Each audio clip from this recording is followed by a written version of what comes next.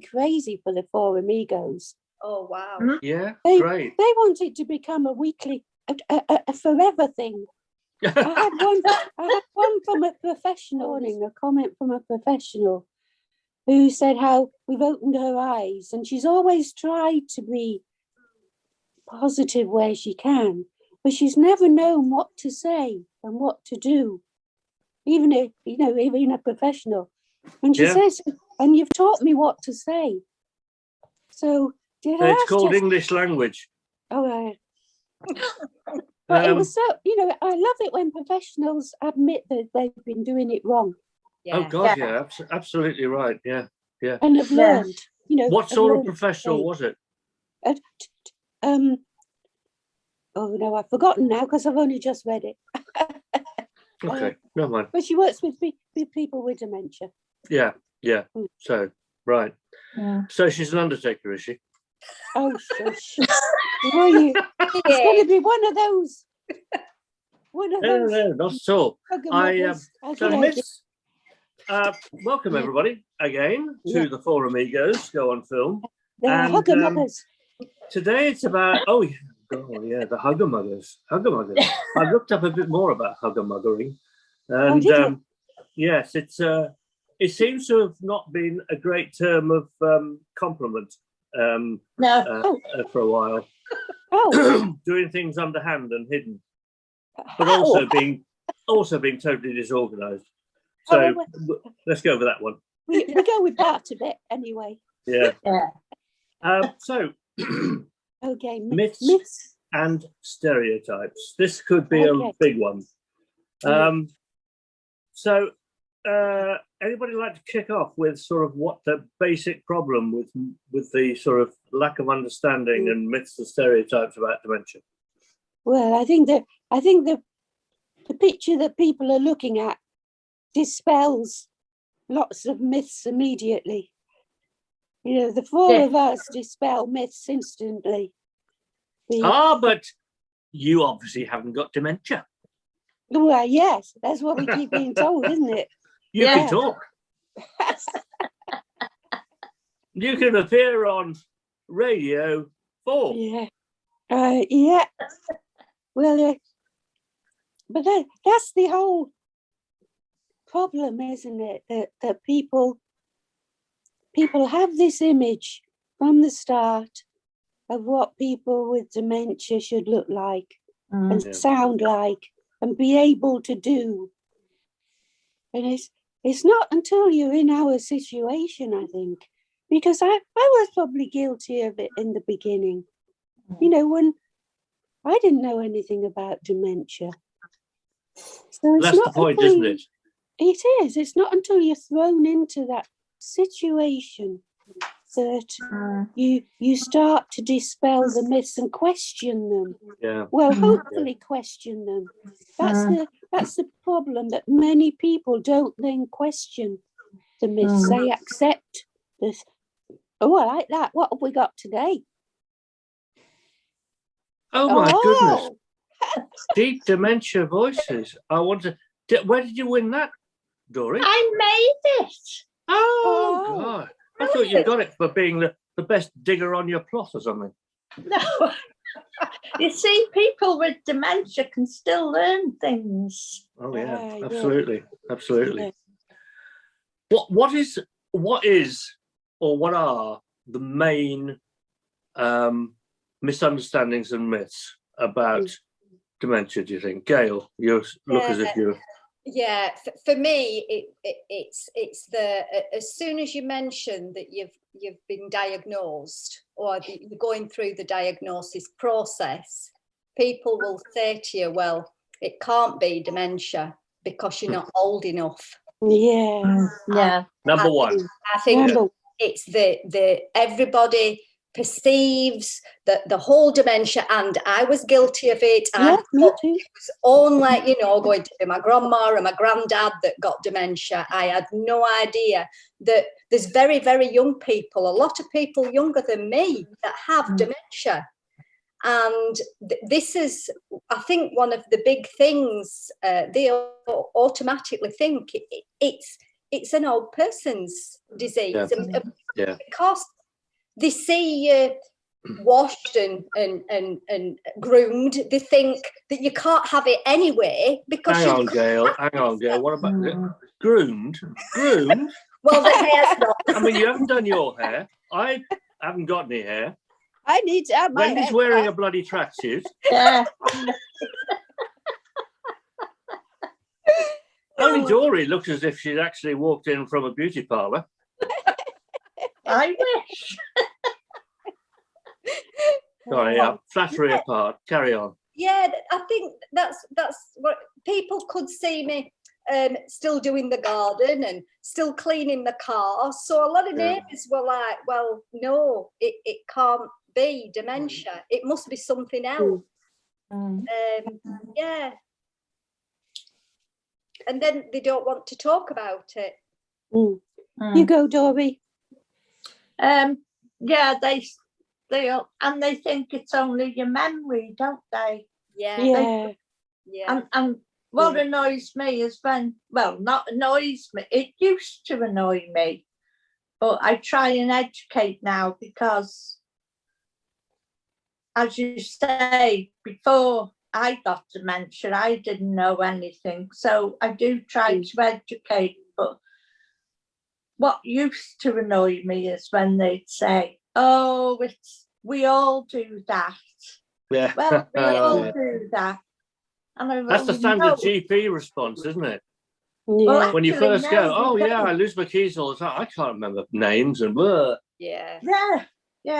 I'll never forget being sat in a room with, I can't remember what it was now, but it was one of the first meetings I'd really been to early on. Oh, it was the research network. That was it. And this guy stood up after me having spoken, saying I had dementia. And he stood up and said, well, my wife has real dementia. I never felt so insulted. And I hope you told him. oh well. Did you kick him? I probably didn't at that time because I was very new. I know. We take a while to get our confidence up, don't we? It does, yeah. Yeah. But it felt so, it made me feel so bad. You know, why didn't he make him feel bad? Yeah. What he meant, of course, although he didn't know it, was that his wife or mum was further on. That's right. All. Exactly. It's not different, it's further on. Yeah. Or rather, it is different, but it's not. It's the same disease, but further on. Because as good old Chris Mason, bless him, says a lot, or used to at least, it starts somewhere and it finishes with death. But actually, that somewhere where it starts is probably 20 to 30 years before you actually notice it. Yeah. Because we know from doctors and research that there is evidence of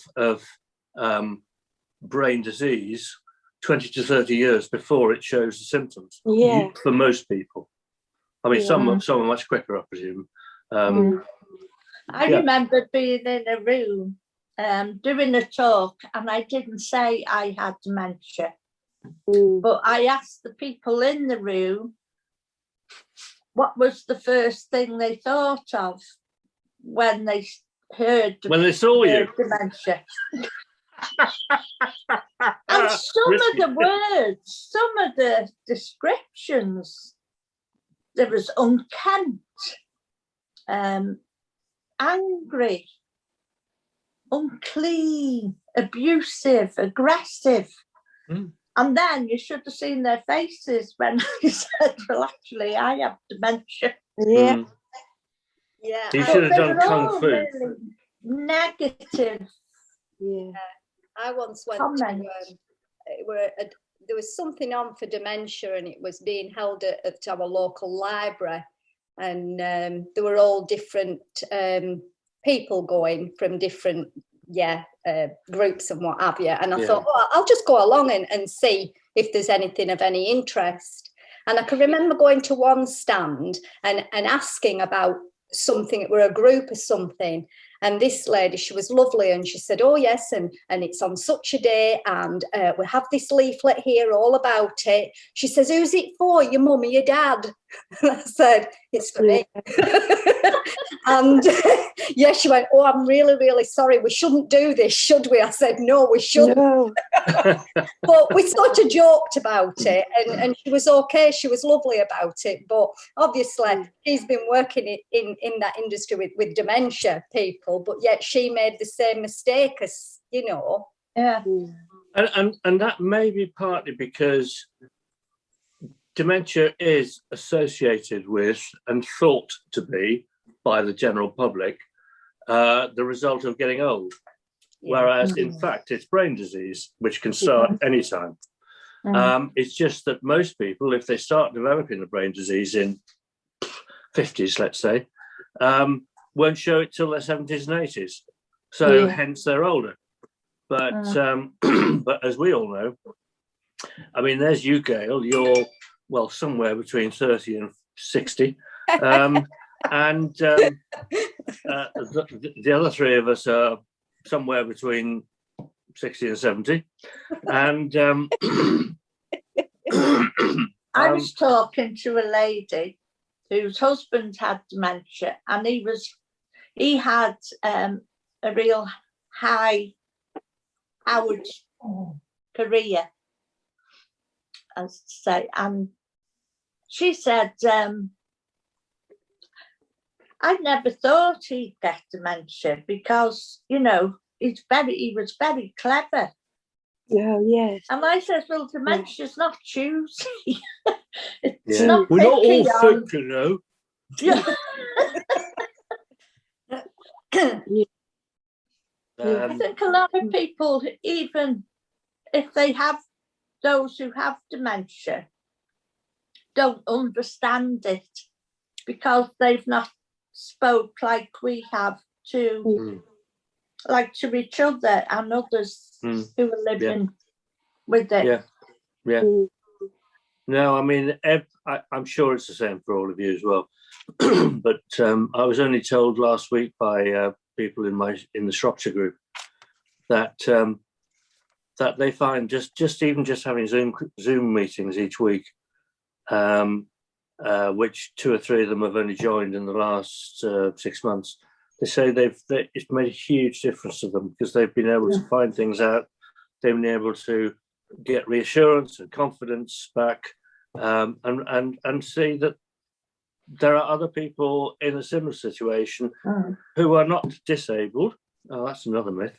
But actually, our abilities just change a bit.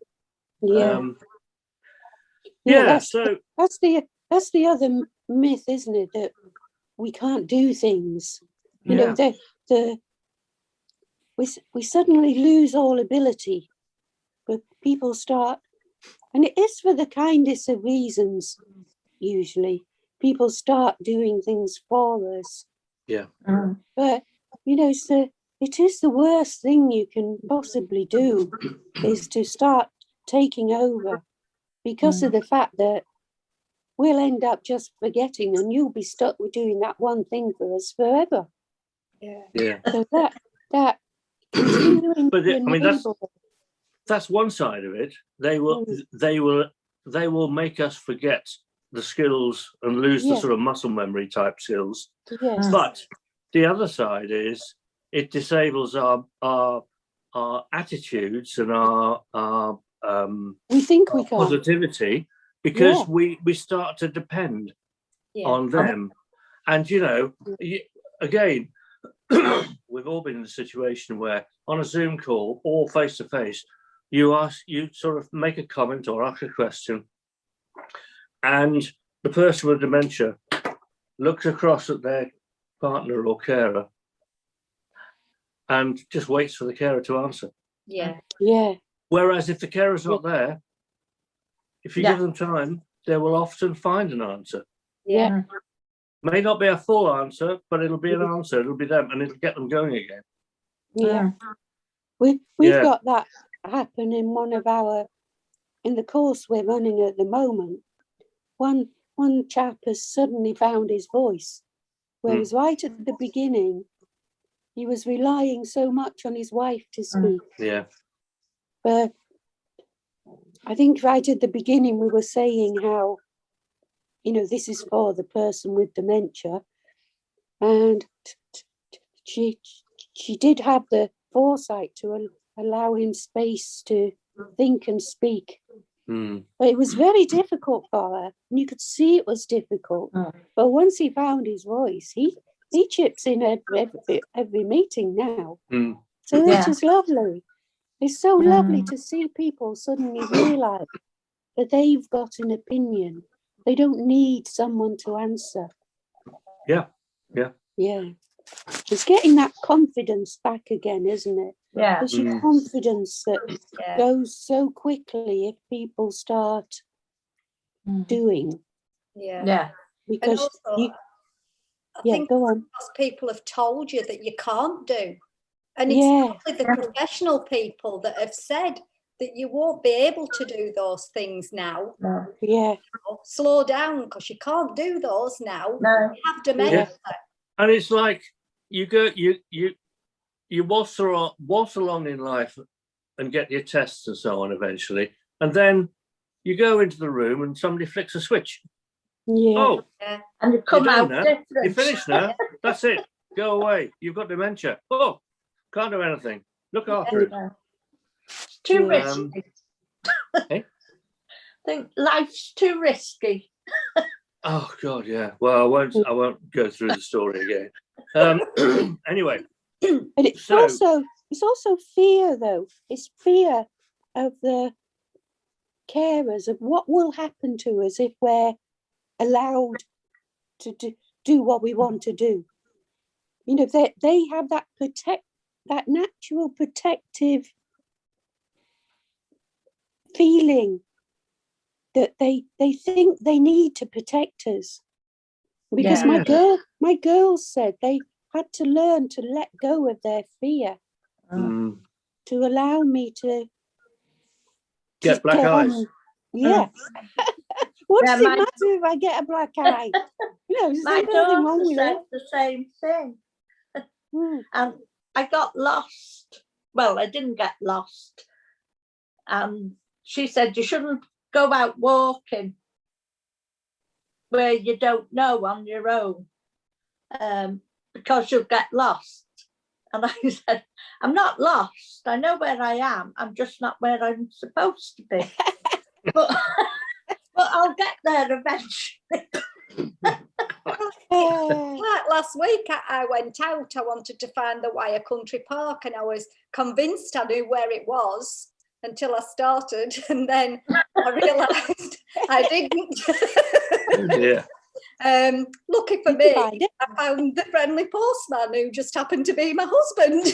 Oh no! Yeah, it was delivering letters down this road, and I just said, "Excuse me," and he turned around and I said, "Oh, it's you." And he said, "What are you doing here?" Did you think so lucky? Posted you back. Did you think you were stalking him? Oh. Now I understand why you get up so early in the morning, because he does. But I found my way home. I asked, you know, and I got home, and yeah, I did it. I'm not doing it yet because it took me a long time, but yeah. But we're not stupid. Did you People feel are frightened at people. all when that happened to you? More angry with myself.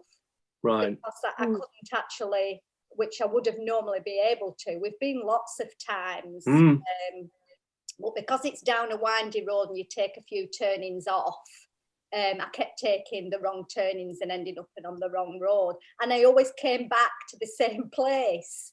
So I knew whereabouts I was trying to get to.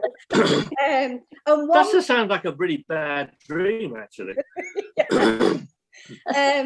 Once, because he said, well, why didn't you put the postcode in the sat nav? And I said, because I didn't know the postcode. So lesson to be learned here is always find out the postcode before you set off your journey. Yeah. And interestingly, that raises another issue, not to do with stereotypes, but to do with learning how to do things to prepare in advance, you know, because you do have to learn to, don't you? Yeah. I got home, I had the postcode to put into the sat nav, and I was fine. Yeah. So I Mm. didn't realise you were driving. I thought you were going to be saying you were walking, but I was anyway. driving, That's so funny that you met your husband, though. That's a classic. Hang on. You say you were driving? Yes, Oh my goodness I was me! driving. You can drive with dementia. Oh my lord! There's another myth. Yeah, I still drive, even though I have to apply for my driving license every 12 months. Yeah, me too. I'm still driving. Yeah, I don't do long distance, but no, I'm still driving. And it goes back to the fact that everybody's symptoms are different. Yeah. Because everybody's brain disease is different. Yeah. And everybody's personalities are different. And everybody's dogs make different noises. Yeah. And mine is remarkably quiet today. Yeah. As are my Polish plumbers. And oh God, where were we going there? The driving. Skills, yeah. So in other words, some of us may not be able to drive early in our dementia career. I gave up mine very quickly because I couldn't turn right. Well, you'd have got back to where you started eventually. Well, I did on my bike. I did work out a route going round in a circle, so I didn't have to turn right. I know a lady that could only go left. Yeah, I could only go left. I couldn't go right. I used to fall off my bike if I went right. I just couldn't do it. I was asked, did I drive? And I said no.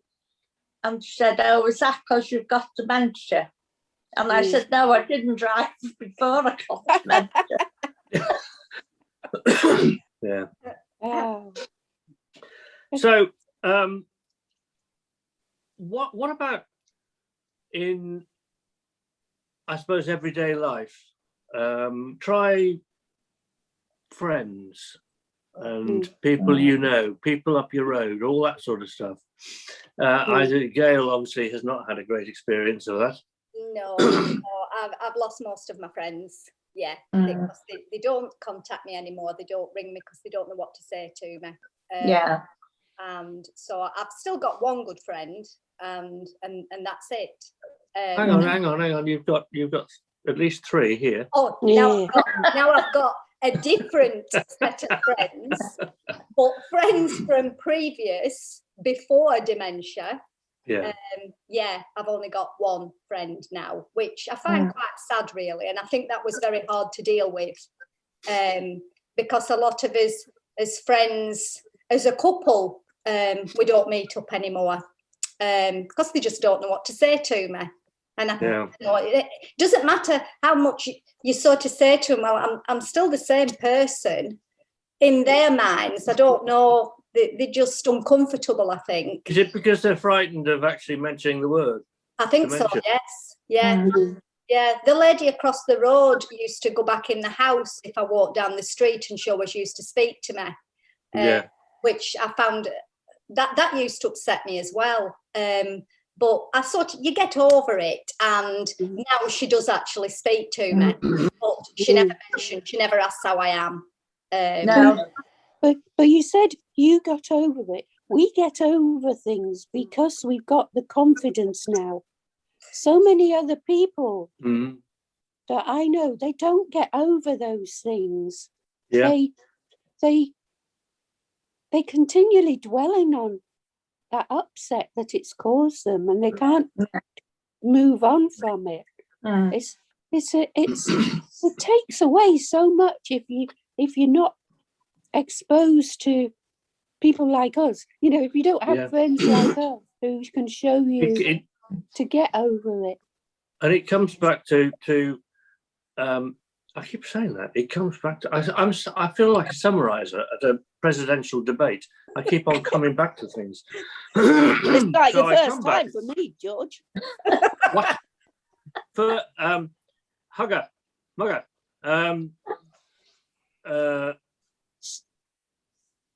He comes back to something, but I'm not sure what it was. Losing friends. Oh, and having the benefit of meeting people through the deep groups in particular, or peer groups of any sort, but for us, deep groups. Whether it's online or face to face, and actually being able to express this stuff, and the people who come in and join you, as I was saying earlier, they get that confidence again. Someone has given up my drive very fast. I think that has happened for me, because obviously I was only 12 months into my diagnosis when we went into lockdown, and for me, meeting people and seeing that all these lovely, wonderful people were welcoming me in, you know, and speaking to me, and we all spoke to each other and laughed with each other and had lots of fun, and also we all had different talents that we were sharing with one another. It was just wonderful, because then it made us all realise that we could try different things, and I just think that was just fantastic. But I think there's a strong element of sort of shame attached to the label dementia, not necessarily for us, but for carers and friends. And as a lot of people, I mean, I got to say, I don't think I've been exposed much to this, but you know, if you haven't got many friends, you can't lose many friends. I say that slightly glibly, but the fact is, I don't have any. I have very, very few, if any, very close friends. I just have quite a lot of acquaintances. But I know that people have told me stories about, and it might apply to the lady in your street, Gail, who retreated inside. You know, they don't want to be associated with the person anymore. Some even say, I don't want to catch dementia. I've heard that one. So one of my friends that myth number 127. You cannot catch dementia, folks. Maybe that's why they don't allow you to give blood anymore, because they think you're going to transfer it to somebody else. Couldn't be. Well, they told me I couldn't give blood anymore. And me.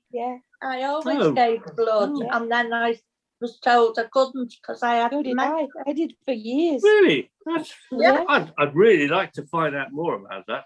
I did at the time. I can't remember what they said in the end, because I went to the blood bank people and asked them, and they, I just can't remember what they said, but I was just gobsmacked that And me.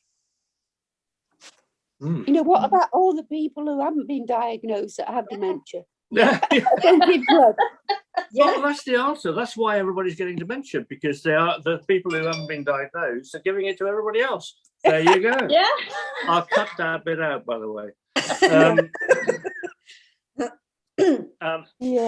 Dementia and cancer. Let's have a think about that. Not that they go together, but that cancer, the big C, is now talked about reasonably openly. People might be afraid of it still, understandably, because it's a bit more of an explosive sort of disease that will, if untreated, almost certainly kill you sooner than dementia will very often. I'm talking as a non-medic here, but the fact is, people now talk openly about cancer, and they won't talk openly about dementia. Well, that's the point. They talk more about it now. It's more. It's been normalized to talk about it. And that's why it's not the big C anymore. It's cancer. And that's, you know, we're going back 20 years now when it was the big C. And that's where we are with dementia. Yeah. We've got that. And there's been loads of money ploughed into cancer. Loads of, you know, because they can find a cure. And they have been finding a cure for certain types and ways to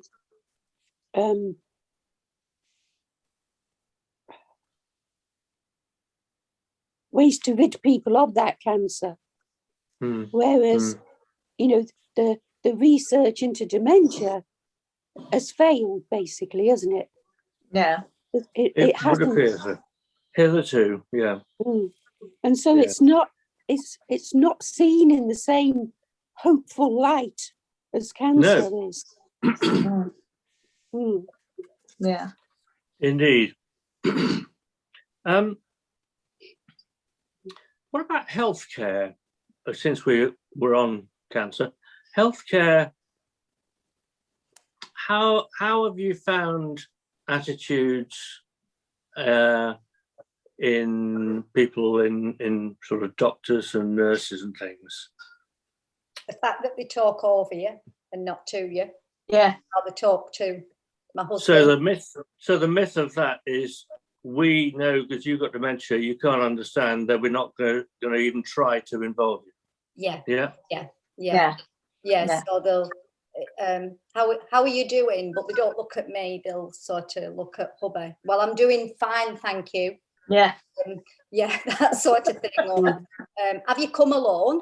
Yes, I have. Why have you come alone? Because I were only diagnosed 2 days ago, but I haven't. Yeah, so it's the fact that they don't think that you can understand what they're saying to you. You think that because you've got that diagnosis, you've lost that capacity.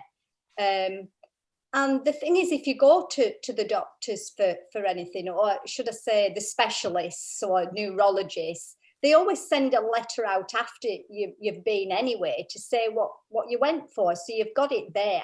Yeah. And if I want to take notes, I'll take notes. I don't need my hubby to hold my hand just to walk into a hospital. I can ask people where to go and how to get there. And so the assumption is very often that you haven't got the capacity to think, cope, answer questions, etc. On the other hand, the other side of that is sometimes they think they ignore the dementia and ask you the questions anyway. So, for example, if you go for an operation and you're not allowed to eat anything for 24 hours or 12 hours before, they will ask you a number of times in the morning as you're sort of prepared for the operation, have you eaten or drunk anything today? Now, I can answer that question honestly. I know. A friend of mine, who you all have met at some stage, described being asked 5 times on the way to a fairly minor operation. And he said, I don't know. I can't remember. I've got dementia. And they kept asking. Eventually, a doctor wrote on his arm, has not had food or drink today. Because that was the only way she realised that everybody was going to go on answering until, asking rather, until someone realised. Anyway, so I had the same thing when I went for a minor op on my eye. They kept asking, am I allergic to anything? And I said, I'm not the best person to reply. And it had on my notes that I had dementia. But the first person asked it, then the anaesthetist asked it, and then by then the nurse that had been looking after me realised what was going on, and it was her that took over from, all the stupid questions they kept asking me and saying, this person has dementia. We go by the notes that what I'm allergic to, because I knew I was allergic. something. You could argue that's what the notes are for. Pardon? You could argue that that's what the notes are for. Well, yeah, exactly. Yeah. When I go to the chemist to pick up my medication, it's medication for dementia, and yet they always say, "What's your address?" I can remember some of it, or sometimes all of it, but sometimes, and I sort of get embarrassed if it's a queue of people. Yeah. But they always say, "Oh, what's your address?" Okay. Do they ever refuse you? They have once before lockdown, when we go away to do these talks.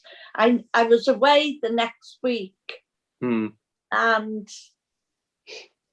they wouldn't give me the 2 weeks, and I said, "Well, I'm not here next week, and I've got to take these tablets every morning." And they said, "Well, you may forget, and sort of overdose or something. We can't give you the 2 if you send your daughter in." Well, hang on. They were giving you a week at a time, probably. Yeah. Yeah. So could you not overdose on a week at a time? Well, yeah. I mean, if you scoffed a lot in one go at the beginning of the week, you're probably dead. So, Problem solved, George. Well, maybe, yeah. I always have it when I go to the nurse at the surgery. But sometimes my daughter takes me simply because she's given me a lift. So she just comes in with me anyway. But normally I go on the bus. And if I go on the bus, I'm interrogated from the minute I walk in as to, well, isn't your daughter with you? And how are you getting home? And I always say, well, I've come on the village bus. And do you know how to get it back again? It's the tone and the I don't know, it drives me mad. Yeah. And I think thing is, we want what I always say is, if you see someone who appears to need some help, then just offer it. If they don't want it, they'll just say, "No, thank you, I'm fine." Yeah. But if they do, they'll welcome it. But you don't need to go through all the palaver of sort of assuming, that's the word, assuming that, oh no, God, she get lost, she can't do anything. Yeah. Can we move on to language? Oh, yeah. Language is quite a big issue. Yeah? Yeah. We're all sufferers, aren't we? We suffer like buggery. I heard that on the radio this morning. Oh, right. Because, I can't remember his name, some actor. He's just won a BAFTA he played in this new film called The Father. Ah, yes. And Anthony Hopkins. Yes. And the presenter on the radio was saying, how great it was at his age because he played a dementia sufferer called The Father. That was this morning, but it's all the time, isn't it? Or demented, Demented, yeah. Now, I've heard doctors use the word demented in a doctorish way, which is traditionally, they either say the person has a dementia, or they have traditionally said the person is demented. And the trouble with demented is, of course, that it has associations with being shut away in asylums. Yeah. Because demented was really applied to anybody who Madcap. was was regarded as insane in some way. But certainly suffering. But just explain a bit more for the benefit of our huge worldwide public viewers that what it is about the word suffer that we don't like. Well, I say we can suffer every day. If we're having a bad moment, then it's not good anyway. But if all we hear is the negative words of suffering, then it brings our mood down, and we end up believing it almost. You know, you can end up, if that's all you hear, you can end up believing it. But and isn't it just sounds so much better to say living with? Yeah. I think the families may suffer more than the what? The families may be suffering more than the person who's actually got dementia.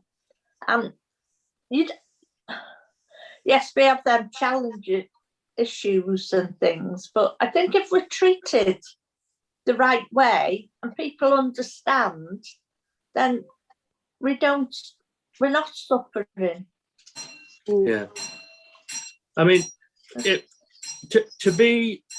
lose one's cognitive abilities and manipulative abilities and all the other things, little bit by bit here and there, is hard at times. And one of the things I am saying more and more at the moment to people is that life is just becoming harder work. It's just more of a struggle more often.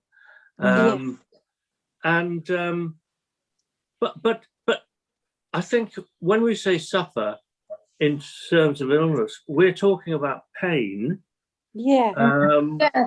And real grief.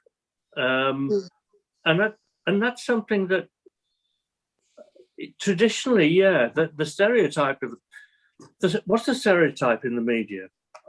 It always has been.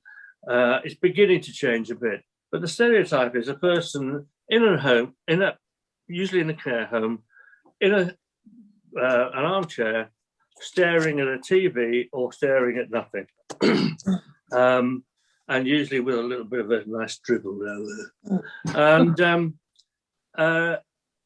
and that certainly is the case for a few people, but it's a relatively small proportion, and it's end stage for most of it. Go on. And you don't know in their mind if they feel as though they're suffering. Exactly. They might be perfectly content in their mind. Yeah. See, what I contend, because I can see it in myself increasingly, is that I live more and more in my head now. Yeah. Me too. Because I'm finding it harder to do the communication and to listen, process, and so on. I mean, I've just had a weekend where my family descended on us. We all, of course, remained outdoors all the time. And but oh God, the noise, the interactions, 3 little children, very small children. I just had to completely. It just did me in completely. So, but I'm still there, even if I go on my own and sort of sit down with an iPad or with some music on. I'm still there in my own mind. I just having my conversations with myself, granted. So my mind is still going. It's just that it's the interface with the outside world is falling apart. Yeah. I think that's quite right, George. And I think I feel like I've been becoming the same due to COVID, due to this being in ice, in our little bubbles. Yeah. And I'm not convinced that COVID's done us any good in a way. No. It's done us lots of good in some ways, in that we've all kept connected and all that type of thing. But I'm not sure it's done me any good in mentally with my dementia. Yeah. And maintaining your communication skills. Yeah. Yeah. I've heard a number of people express concern about going out again and meeting I think people. that can be another for Amigos. The effect COVID has had on us, and what we need for coming out of it. I think that would be a very good one. Okay. Point noted. Yeah. I think another stigma, another myth that certainly exists is that we're all the same. Just that, we are all the same. Yeah. And it couldn't be anything more farther from the truth. You know, it is that stereotypical image of what we've been saying, the old age person, the sitting doing nothing. And I often say that there is nothing more comforting with dementia than just sitting doing nothing in your own world, in your own mind. It's wonderful. Yeah, I always say that's dementia's cruel way of giving you that false sense of security, that being in your own world doing nothing is good, when in fact it can be so bad if you just do that. Life is easier when you're not trying to communicate. Yeah, but it could become a self-limiting habit. Become a problem. Yes. Yeah. You become isolated, I would think then. Yeah. And I think the progression would be so much quicker. And I found now with lockdown, I've lost routine, sort of a purpose to, it's just the same. It's like Groundhog Day. Yeah, it's just a bit like, I know. And the things that break it up are things like this. Yeah. Although, of course, it's every week, so it's Groundhog Week. But that's the same for everyone, I should think. Oh yeah, anyway. absolutely. Yeah. Is there anything to do with day-to-day living and lack of understanding? Well, the myth for me and Dory, I'd imagine, is that you can't live alone. That's another. Yeah. I get that all the time. How can you possibly live alone with dementia? That's interesting. How do you manage? Yeah. How can you possibly live alone with dementia? It's wonderful. I have some sympathy with that, but I can't go any further because my wife might watch this sometime. Well, I always think it might be better off to live on your own. There are pros and cons. It's exactly the research that Minds and Voices did. The pros and cons of living alone and living with a care partner. The findings that we found were really, really not a surprise to me, to us, but they'll be a surprise to other people, because both parties had some revealing aspects of the advantages and the disadvantages. It's very good. My advantage is nobody moves anything. Yes. I I was talking and they- about that the other day. Yeah. Biggest source of tension, that is. No. Yeah. It's no. There are two big sources of tension for me and my dear wife. One is that she moves things and doesn't put them back where I need them to be. So two is I can't hear what she says and she won't shout at me. Well, she will shout at me, but not in the right way. So yeah, that caused both of those things really very irritating, either to me or her. Yeah. And my advantage is that, no, if I make a mess of something, it doesn't matter. I just clear it up. And if I don't eat because I've forgotten it's in the microwave, it doesn't matter. I find it the next day. Yeah. You have Heat it someone up with you. again. Yeah. Mm. And if you want to sit quiet as well, you can. Yeah. You know. Yeah. Oh God. How about you, Gail?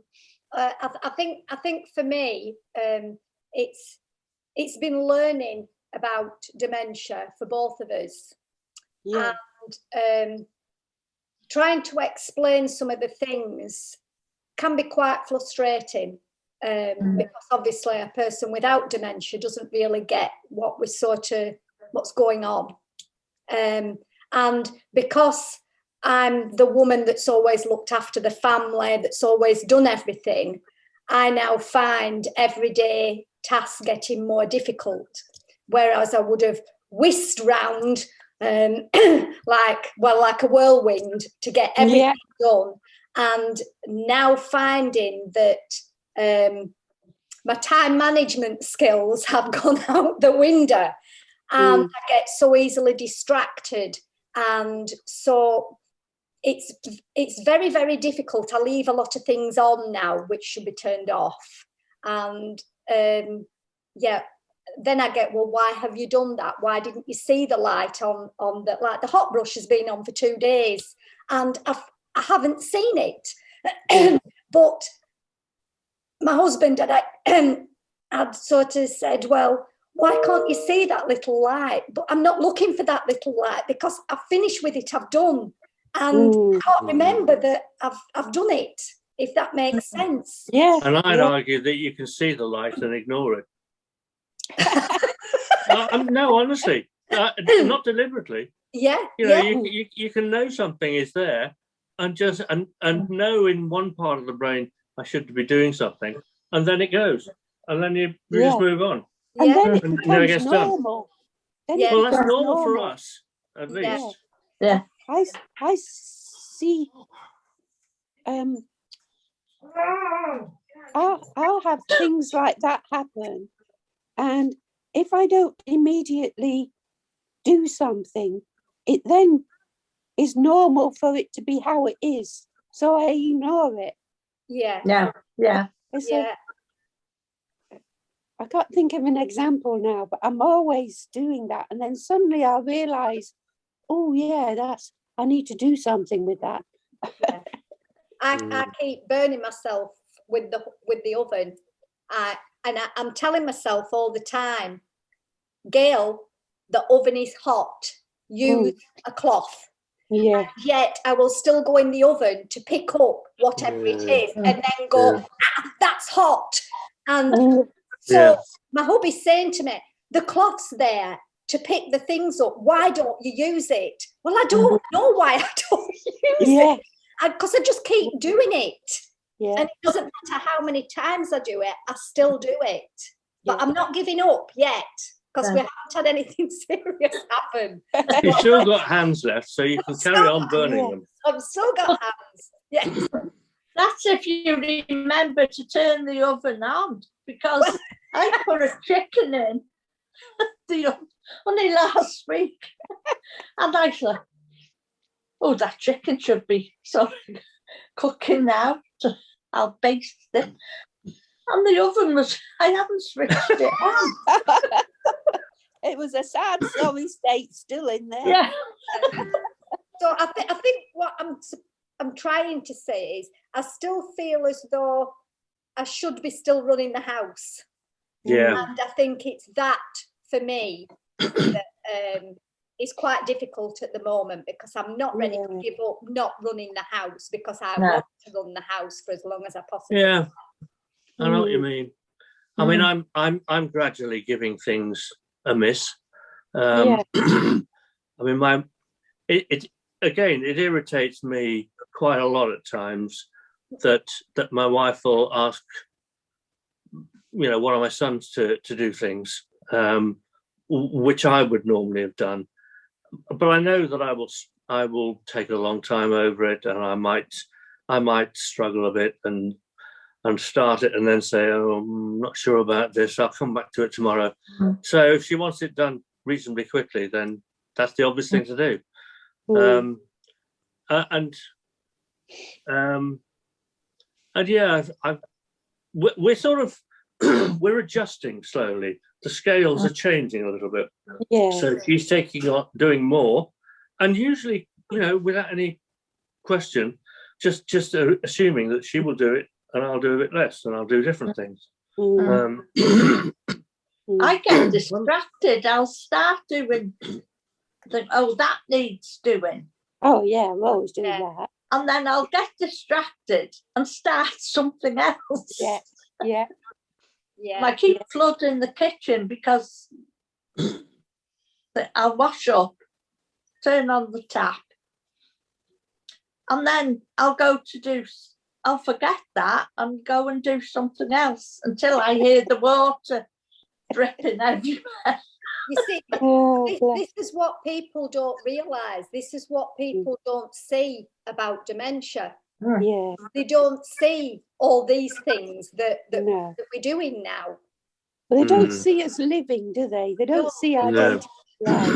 They just see the poor people that are in front of them now. Yeah. So, and it's a very different, to spend 24 hours with us, and it's a very different. Yeah. So just to a last point before we wrap. That's a bit of a. You what? Oh, that was Alexa, was it? Alexa! Yes. George! They're all going off. I was going to say, the thing I've got written down here is I wish memory services were not called memory services, because dementia is about a hell of a lot more than just memory. And secondly, I wish that they were not hosted by and funded through mental health. Yes. Because we are not mentally ill. We have a physical or organic brain disease. Yeah. Almost all forms of dementia are that. We may develop what I would broadly call psychiatric issues or psychosocial issues later, but that's not where we should be starting. Yeah. But every time I raise that with a commissioner, I just get told, well, that's just the way it is. Yeah. That's the way funding comes to us within mental health. And if it didn't, actually, she said last time, if it didn't come through the mental health allocation, which is now protected at a relatively low level, but protected, it might be dropped completely.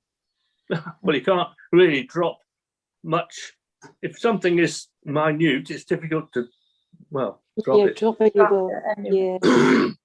Yeah. Anyway, so we probably need to finish. Yeah. I've Wendy. got my voices. I've got names and voices now. Right. Yeah. So next time, I had written down something different, but we could be talking about how COVID has affected us. I'm not sure there's a whole hour there, but we can start with that. Well, it's for me. Yeah. Yeah. And Wendy's itching to do one every week. Go on. And the coming out of COVID. Yeah. That's Oh, Wendy, are you coming out? Oh my God. Right. Okay. We'll devote a special one for George. that. I might just edit that out. No. Leave it in. It's funny. Oh Yeah. God, really, really? Yeah, end on a Do you want to become the smile, queen of dementia? end on a laugh. Oh, bless you, George. Okay then. Okie Have a good dokie. week.